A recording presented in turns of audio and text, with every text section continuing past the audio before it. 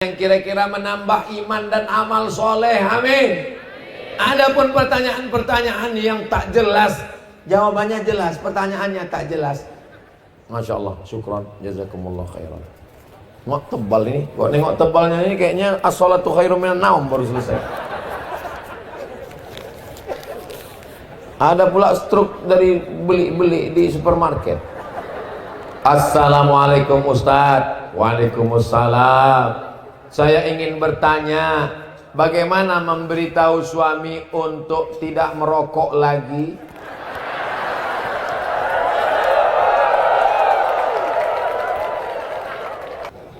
Jangan ibu pulang dari pengajian, lalu ibu panggil suami ibu mentang-mentang udah ngaji. Sini bang, duduk. Ya ayyuhalladzina maroko. Tak bisa, karena ibu tetaplah seorang ibu rumah tangga, maka ibu pakai lidah orang lain. Pas acara arisan keluarga, ibu bisikkan ke Abu Abi Tengku yang ceramah. Kebetulan Ustadz dari Ikatan Alumni Timur Tengah. Ustadz tolong ceritakan bahaya tembakau ya Pak Ustadz. Nanti cerita ceramah lah Ustadz itu. La darara wa la dirara. Tak boleh memudaratkan orang lain, memudaratkan diri sendiri. Contohnya tembakau. Aku nih kata dia. Nah, habis itu khutbah Jumat, sampaikan ke pengurus, Pak pengurus, tolong singgungkan sedikit masalah tembakau nih pengurus. Khutbah Jumat, jamaah Jumat yang dimuliakan Allah. Hari ini ada orang yang membakar uangnya. Padahal Allah mengatakan innal mubadzirin, orang yang mubadzir kanu ikhwana syayatin, saudara setan. Aku juga nih. Jadi dari mulai khutbah Jumat, pengajian arisan keluarga, pengajian di masjid, akhirnya tapi jangan lupa ada yang lebih hebat daripada pengajian. Ad-du'a silahul mu'min. Ibu bacakan Al-Fatihah, bertawassul kepada Rasulullah. Ya Allah, tutupkan pintu hati suamiku ini ya Allah. Tidak sulit bagi Allah. Innama amruhu idza arada syai'an ayaqula lahu kun. Lalu kenapa dibuat Allah begitu panjang ceritanya? Prosesnya. Allah ingin buat ibu dapat nikmat lebih hebat daripada dunia dan seisinya. Ayyahdiyallahu bika rajulan wahidan. Satu orang dapat hidayah karena mulutmu. Khairum min humurin na'am, lebih baik daripada seekor unta yang merah. Dalam riwayat lain khairum minad dunya wa ma fiha, lebih baik daripada dunia dan seisinya. Mudah-mudahan ibu yang risau dengan suaminya merokok segera berhenti insyaallah. Amin ya rabbal. Macam-macam kertasnya ada kartu nama. Apakah boleh bagi kita untuk mengulang hafalan Quran ketika sedang dalam keadaan haid bagi perempuan Pak Ustadz? Mazhab yang paling tua Imam Hanafi, tidak boleh perempuan dalam keadaan haid membaca Quran, memegang Quran, membawa Quran. Mazhab Maliki tidak boleh, mazhab Syafi'i tidak boleh, mazhab Hambali tidak boleh, tapi ada pengecualian. Mazhab Maliki boleh perempuan yang sedang uzur haid mengulang hafalan an zahri qalbin, dalam hati. Jadi nanti kalau bapak lihat ada ibu-ibu diam aja, itu sedang ulang hafalan, diam aja. Tanya dulu, ibu hafal Quran? Enggak. Itu berarti sedang memikirkan tagihan. Mazhab Hambali boleh, catatan guru yang sedang mengajar Quran, ustazah sedang ngajar, maka dia boleh baca tapi putus-putus. Ya ayyuhalladzina amanu kutiba alaikumus syiyam kama kutiba alal ladzina min qablikum la'allakum tattaqun. Tak boleh baca sekali lurus. Jadi kesimpulannya dari 4 mazhab boleh membaca 2. Yang pertama mengulang hafalan dalam hati, yang kedua mengajar dengan putus-putus tidak nyambung. Adapun selain dari itu tidak boleh baca Quran, tidak boleh pegang Quran, tidak boleh bawa Quran.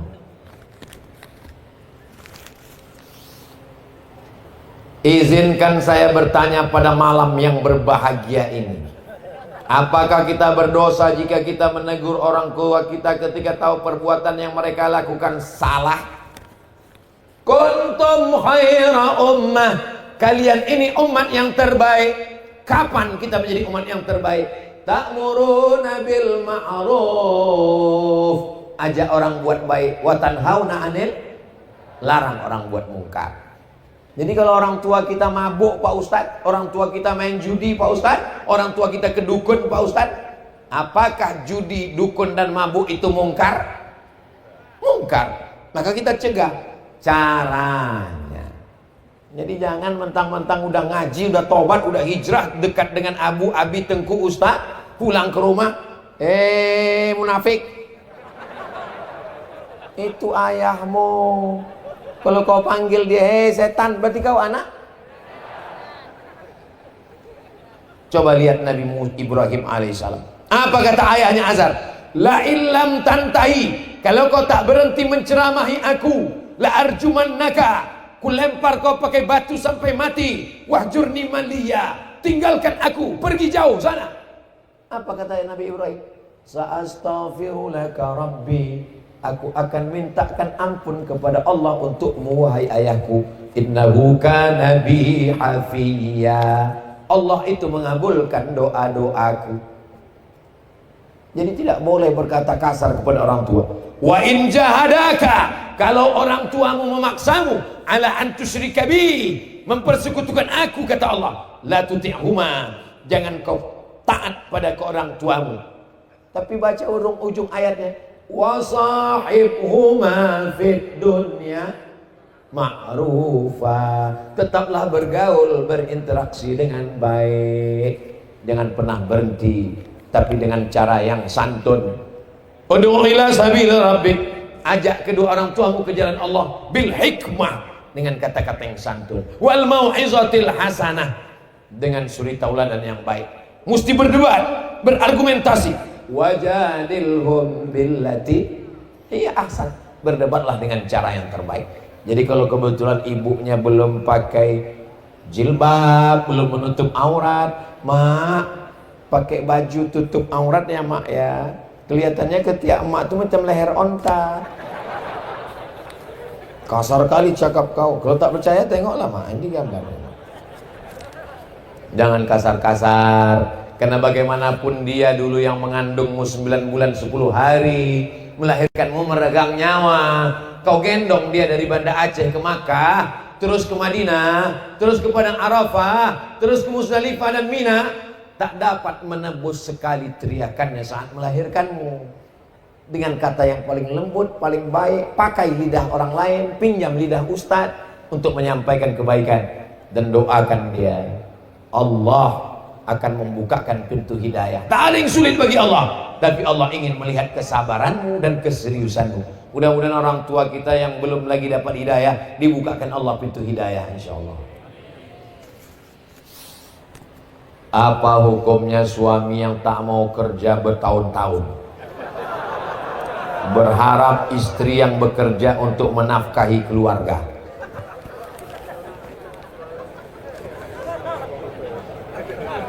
Masih ingat sirat ta'liq? Kalau saya meninggalkan istri saya sekian tahun lamanya, atau 6 bulan tidak memberikan nafkah zahir dan batin, maka istri saya datang ke pengadilan agama. Tak ingat saya sirat ta'liq Pak Ustaz? Tulislah di situ www.google.com sirat ta'liq. Tulislah di situ di YouTube, nanti kau dengar bunyi sirat ta'liq. Istri yang tak dinafkahi 6 bulan, maka dia datang ke pengadilan agama, lalu kemudian hakim akan menjatuhkan kalau cukup syarat, karena sudah ditaklikkannya kepada hakim. Tapi ini istri kan solihah baik, tak mau dia jauh dari abang, walaupun tak kerja tetaplah buah hati belayan jiwa Pak Ustaz. Susah untuk berpindah ke lain hati Pak Ustaz. Maka bagaimana caranya menyuruh dia bekerja? Gimana caranya? Laki-laki itu punya 5 kewajiban, kalau tidak dia laksanakan berarti dia meninggalkan kewajiban dosa. Yang pertama, ngasih makan. Ibu udah dikasih makan? Banyak yang belum makan. Yang kedua, memberi pakaian. Tanpa saya tanya, saya sudah tahu, karena semuanya menutup aurat. Sampai pramugari pun kalau sudah sampai ke Bumi Nangro Aceh Darussalam langsung nutup aurat. Pas sudah keluar baru dibukanya balik. Yang ketiga, tempat tinggal. Apakah ibu sudah dikasih tempat tinggal? Sudah. Yang keempat, pendidikan. Aslinya istrinya di rumah, suami yang mendidik.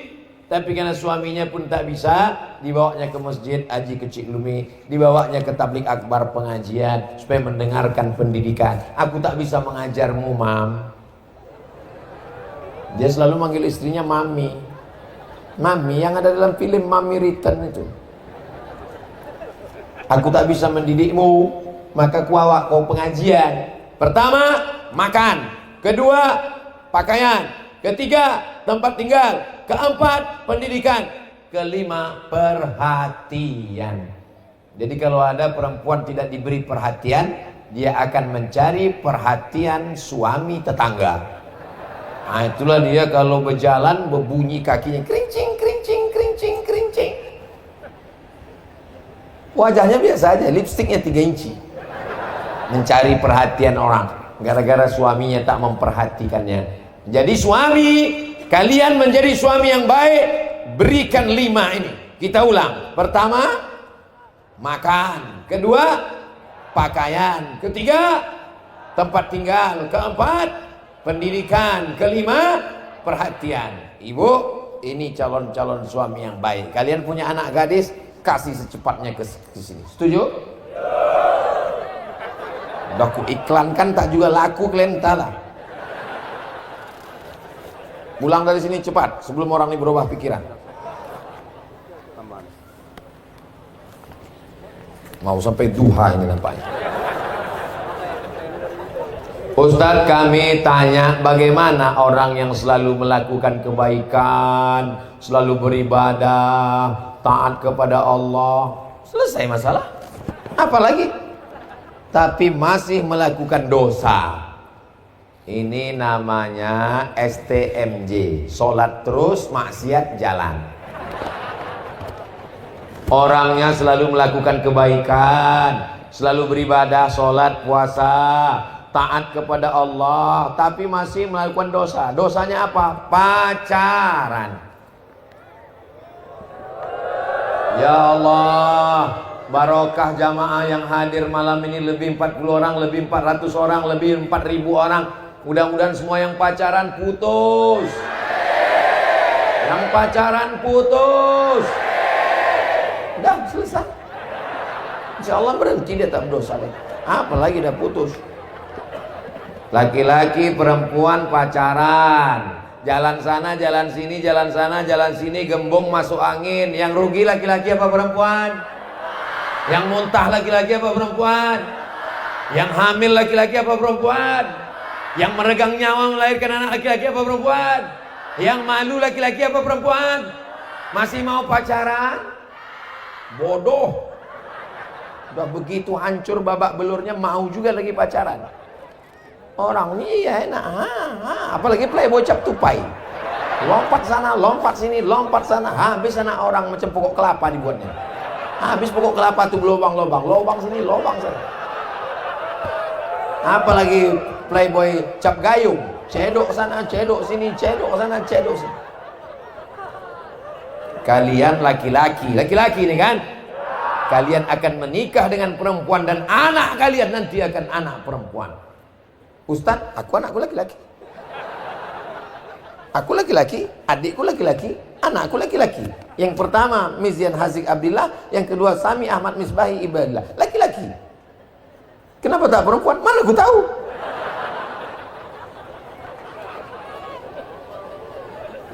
Kau akan punya anak perempuan, kau punya adik perempuan. Jangan sepelekan perempuan. Kalau kau jantan, jangan kau bawa bunga mawar, tapi bawalah mahar. Setuju? Hai bapak-bapak, kalau kau punya anak gadis, datang laki-laki pertama kali, kasih dia air minum. Datang kedua kali, tanya, what do you want? Kau mau apa datang kemari? Ini udah dua kali kau datang kemari. Nah, membawa anak bapak sekali aja. Kau pikir anakku ini toples?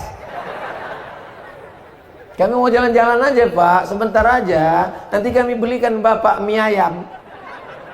Tak ada mie ayam, pergi kau.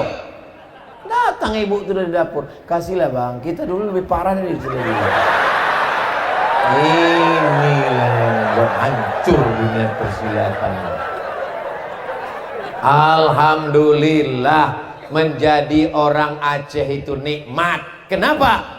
Karena ada polisi wilayah Hizbah. Itulah untungnya menjalankan syariat Islam. Tidak hanya narkoba, tidak hanya judi, tapi masalah aurat laki-laki perempuan pun diatur, dan ada polisi adab yang mengurus masalah itu insyaallah. Ya Allah, jagalah bumi Nangro Aceh Darussalam ini tetap bersyariat, supaya anak-anak kami ini selamat dari zina ya Allah. Yang pacaran-pacaran segera kalian berhenti. Kalau ada anak muda buat dosa, tengok dosanya apa.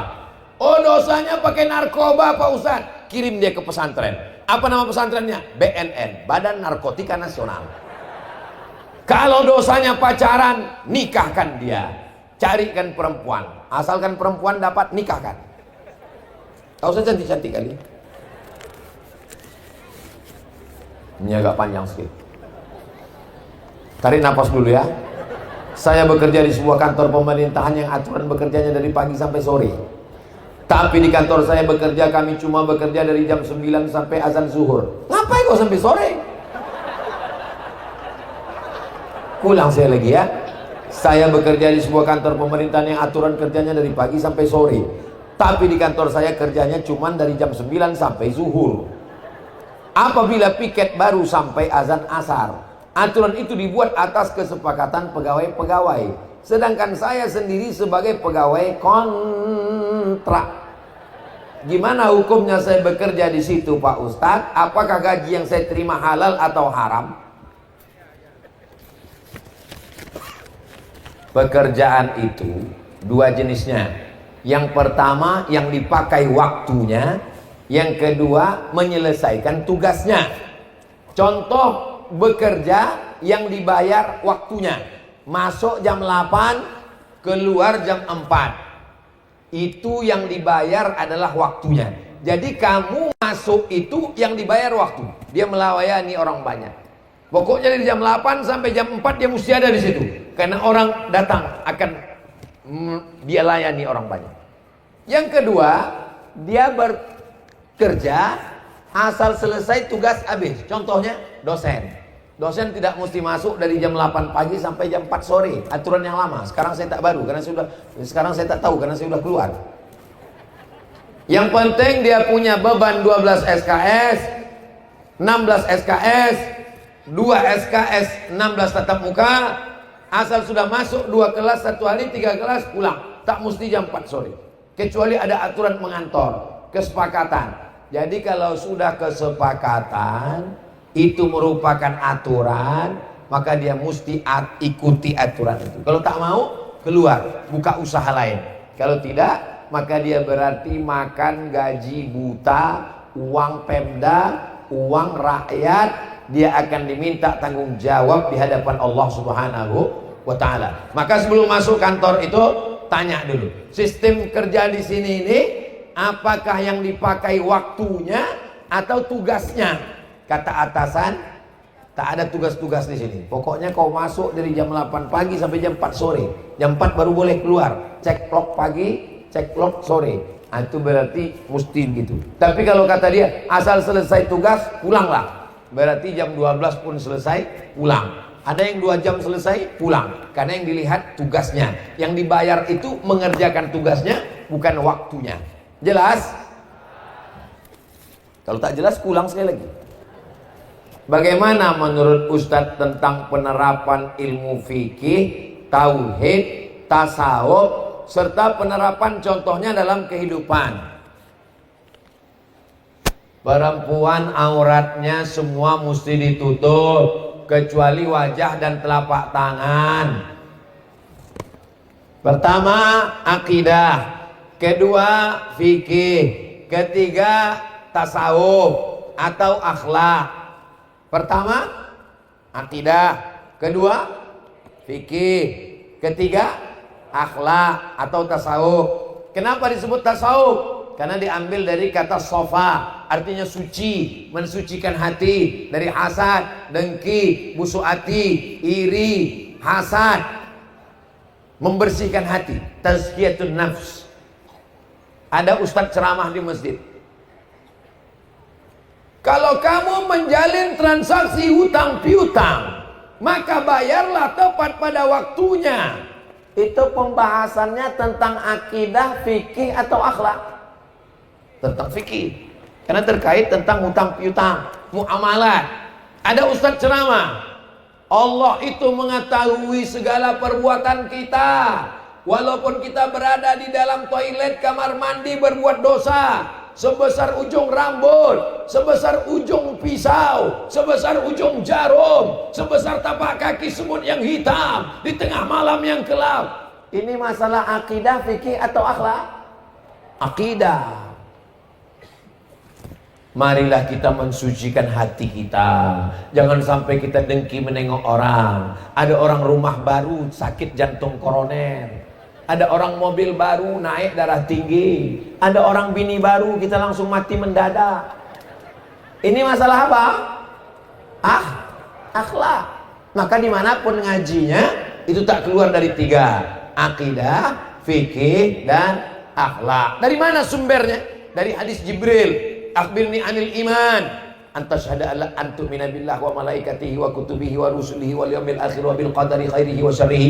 Akhbirni anil islam, anta syahada alla ilaha illallah wa anna muhammadar rasulullah wa tuqimas shalah wa tutiyaz zakah wa tasuma ramadan wa tahujjal baita in istata'ta ilaihi sabila. Akhbirni anil ihsan, anta hudallaha ka'annaka tarahu fa illam takun tarahu fa innahu yaraka. Beribadahlah engkau seakan-akan Allah melihatmu. Kalau kau tidak bisa melihat Allah, maka Allah melihatmu. Itulah penerapan dan konsep tiga: iman, Islam, ihsan, akidah, fikih, dan tasawuf. Apakah berdosa jika tiap pagi sholat subuhnya lambat? Ini nampaknya mau nawar-nawar nih. Mana siapa yang tidur walam yusalli sampai kelewatan tak sholat subuh, balas syaitanu fi udhunih, setan kencing di telinganya. Allah masih sayang tak nampak tulisannya. Kalau Allah tak sayang disingkapkan Allah hijab, tertulis ini WC setan. Maka jangan sampai tidak sholat subuh. Jam itu di setel. Di Aceh sholat subuhnya jam berapa? Jam 5. Astel jam 5. Saya alhamdulillah walaupun udah tua, itu jam kalau udah berbunyi pasti saya bangun. Kecuali kalau saya datang pulang lembur pengajian dari luar kota jam 3. Kalau udah jam 3 pulang saya tak tidur lagi. Bagus saya tunggu azan subuh. Karena kalau saya tertidur nanti terlewat sholat subuh. Jadi kalau ada orang Aceh sholat subuh jam 5, pulang dia ke rumah habis nonton bareng jam 4.30. Bismika Allahumma ahya wa amut. Itu bukan tidur, memang sengaja tak mau sholat subuh. Bangun jam 8. Sholat subuh. Heran anak saya itu Pak Ustadz, sejak dengar pengajian Ustadz sholat subuh, sholat duhanya pun berkunut sekarang. Iyalah subuh kesiangan. Karena memang susah bangun walaupun sudah memasang alarm dibangunkan oleh kawannya. Apakah ada solusi atau doa yang bisa diamalkan Pak Ustadz? Tidur cepat, jangan sampai lambat tidur. Tidur cepat, jam 10 tidur. Udah jam lewat 11. Insya Allah habis ini pulang terus. Saya sejak Piala Dunia ini nggak bisa tidur cepat Pak Ustaz.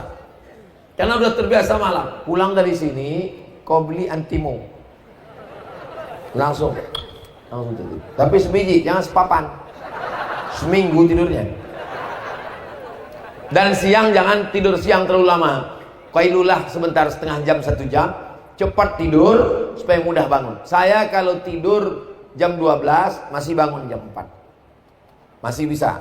1, 2, 3, 4. Tapi kalau sudah jam 3 saya pulang, saya tak tidur lagi. Karena kalau tidur payah bangun. Tunggu-tunggu aja, menulis, membaca, segala macam, mendengar. Nah itu bangun nanti langsung sholat subuh. Begitu kuncinya.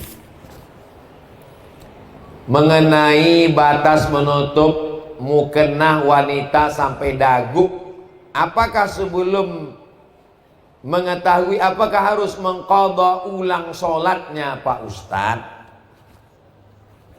Mazhab Hanafi, mazhab Syafi'i, ini kaki ini mesti ditutup.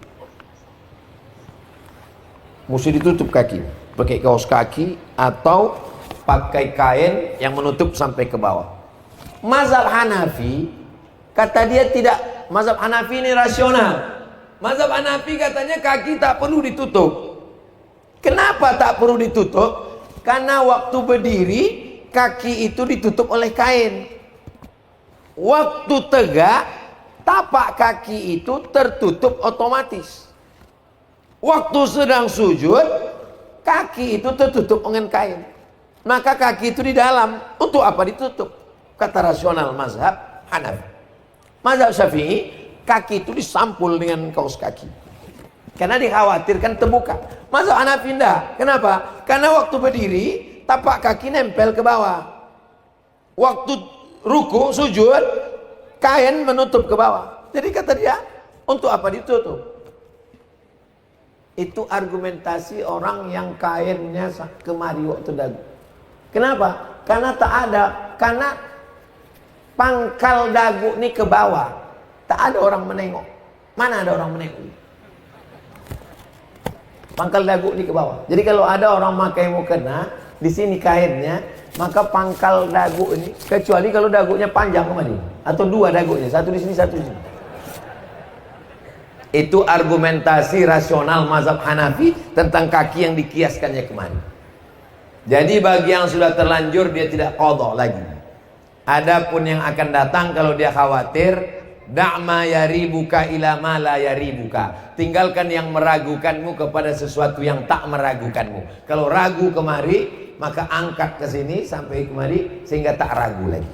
Jadi ada mukena itu yang dipasang, ada tambahan kain begini biar supaya tidak terbuka pangkal. Apa hukum barang yang ditemukan di laut? Luqatah. Luqatah barang yang jatuh. Likulli saqit laqit. Setiap barang yang jatuh ada yang menemukannya. Nama barangnya luqatah. Orang yang menemukan namanya laqit. Apa hukum barang yang ditemukan ketika bencana seperti banjir?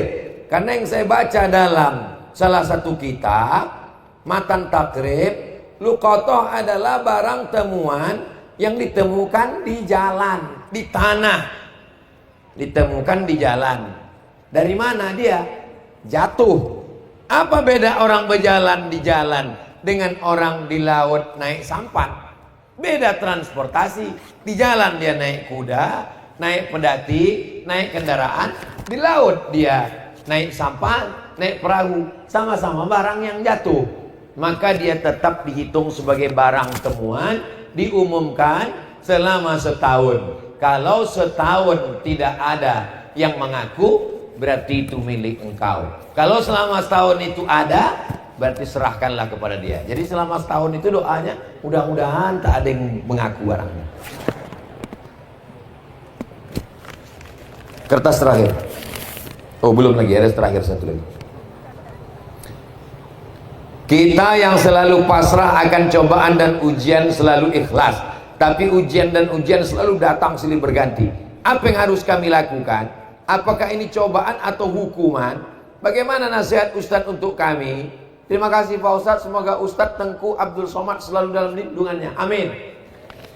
Adakah manusia ini yang tidak diuji Allah Subhanahu wa Ta'ala? Tak ada. Nabi Adam alaihissalam diuji. Apa doanya? Rabbana zalamna anfusana wa illam taghfir lana wa tarhamna lanakunanna minal khasirin.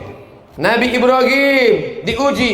Ujian pertama punya ayah azar penyembah berhala. Ujian yang kedua menghadapi umat yang menyembah bintang gemintang. Ujian yang ketiga menghadapi umat yang menyembah berhala. Ujian yang keempat tidak punya anak. Ujian yang kelima punya anak mesti diasingkan ke tanah suci. Ujian yang keenam diminta untuk menyembelih anak. Tidak ada manusia yang hidup tanpa ujian. Cuman kita tak tahu ujian dia. Enak kau ya, kemana-mana jalan sana jalan sini, aku tak bisa pergi jauh. Kenapa? Aku diuji Allah, aku di rumah aja. Kenapa kau di rumah terus? Kau tengoklah keningku berbisul. Kita sangka dia ini yang berjalan ke sana ke sini ini tak ada ujian. Enak kau ya, jalan ke sana kemari tak ada ujian. Aku sebetulnya dari tadi ini jalan sana ke sini karena berbisul juga. Di mana? Di sini. Tapi bukan berarti saya berdiri dari tadi ini berbisul. Jadi kadang kita menyangka orang lain tak ada bisulnya, padahal bisul dia lebih parah, cuman dia tak mengeluh saja. Apakah yang datang ini azab? Ada orang demam. Dari mana kita tahu demamnya itu azab? Atau demamnya itu menggugurkan dosa? Atau demamnya itu mengangkat derajat? Kan tiga kemungkinan. Tak tahu kita. Tidak ada hadisnya. Kalau demamnya demam panas tinggi itu laknat. Kalau demamnya demam puyuh itu ngangkat derajat. Enggak ada. Maka sikap kita kalau datang sesuatu yang tak menyenangkan, husnuzon. Ana inda husnuzonni abdi bi. Mudah-mudahan dengan segala musibah itu Allah melepaskan dari dosa-dosa kita. La yusibul mu'min min nasabin wala wasabin wala saqamin wala syaukin. Orang yang duri menusuk tapak kakinya, demam panas, gundah gulana, sakit kepala, kaffarallahu anhu biha sayyiati. Dengan itu Allah menghapuskan segala dosa-dosa. Kertas terakhir. Kertas yang terakhir ini merah pula tintanya. Bagaimana cara mendekatkan atau mendatangkan jodoh untuk saya? Saya seorang akhwat. Rezeki harimau tidak tertukar dengan musang.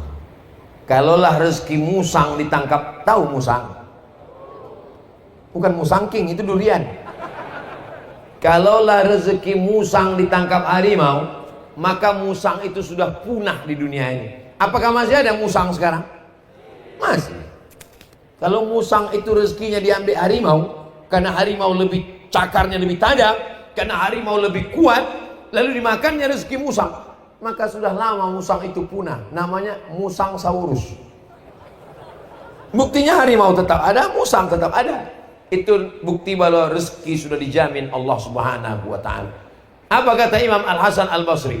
Alimtu anna rizqi la ya'khudhuhu ghairi. Aku tahu rezekiku tak akan mungkin diambil orang. Fatma'anna qalbi, maka hatiku pun menjadi yakin. Rezeki kita tak akan mungkin diambil orang. Rezeki kita mesti kita yang mengambilnya. Kalau kita Ahlus Sunnah wal Jamaah, kita yakin rezeki itu punya kita dan kita berusaha untuk mengambilnya insyaallah.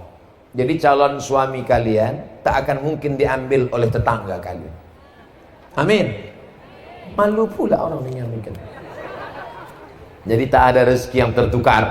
Rezeki itu lebih tahu alamat kita daripada kita mengetahui rezeki kita. Begitu yang disebutkan dalam hadis Nabi Muhammad SAW. Tapi jangan gara-gara ini lalu kita menjadi Jabbariyah.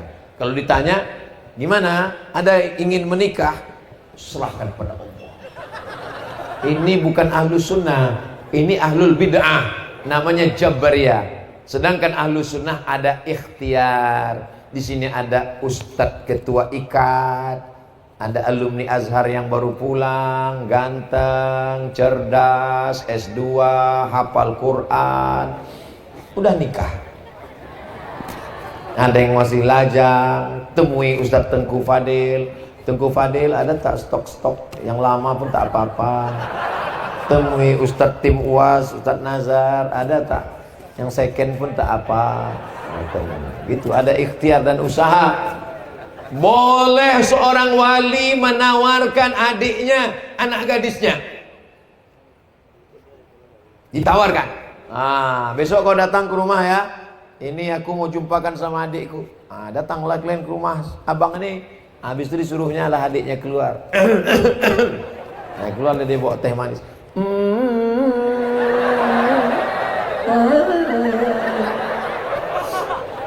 Kau pun kau tengoklah sambil nengok teh. Jadi harus ada usaha dan ikhtiar. Satu lagi Ustaz, jika ada yang datang dengan niat serius, bagaimana memantapkan hati? Memangnya ada pilihan lain? Macam banyak aja pilihan. Kalau udah datang itu, jadi perempuan ini begini. Perempuan ini seperti orang masuk kerja, masuk kantornya jam 8, kantor tutup.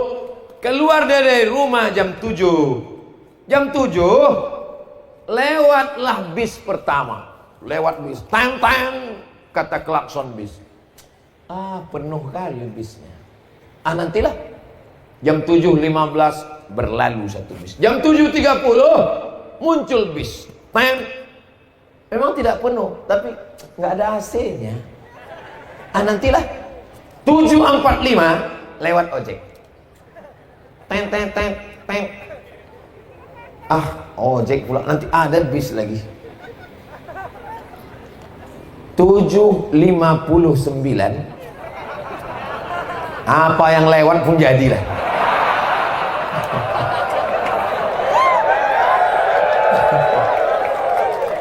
Macam paham aja udah.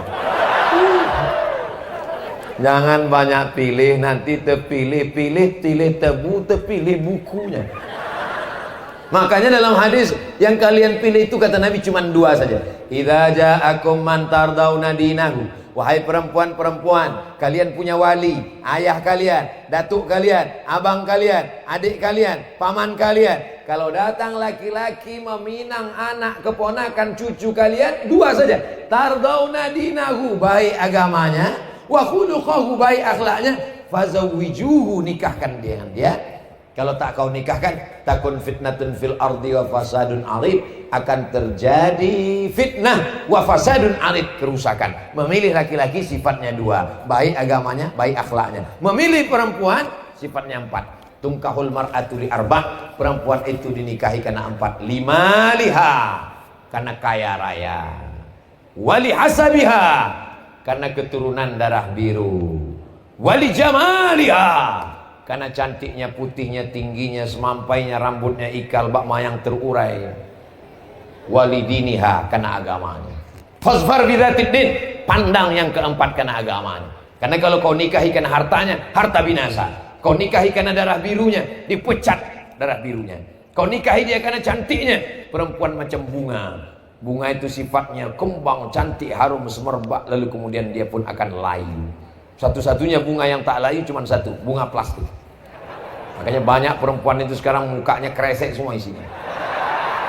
Hidung kresek, dagu kresek, pipi kresek. Semua dicukur, semua disulam. Dulu kita tahu sulam kain, ini bibir disulam, mata disulam. Bangun tidur kusut semuanya. Assalamualaikum Ustaz Somad. Waalaikumsalam. Dulu Ustaz ceramah kata Ustaz perempuan itu dinikahi karena 4. Karena hartanya, karena bangsawannya, karena cantiknya, karena agamanya. Tolong Ustaz carikan saya yang ada 4-4-nya Pak Ustaz. Kalau ada 4-4-nya ngapa aku kasih ke kamu?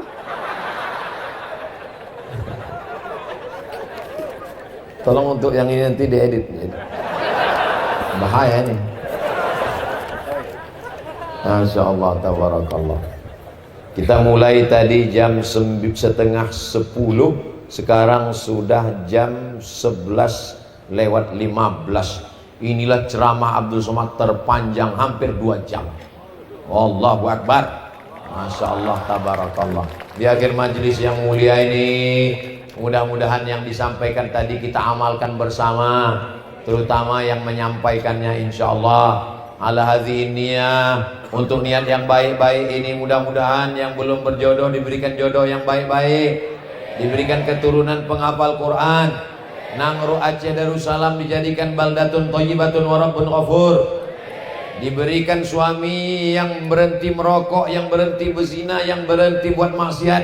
Yang belum bekerja diberikan semangat bekerja mencari nafkah. Ala hadhihi niat, untuk niat yang baik-baik ini. Al-Fatihah.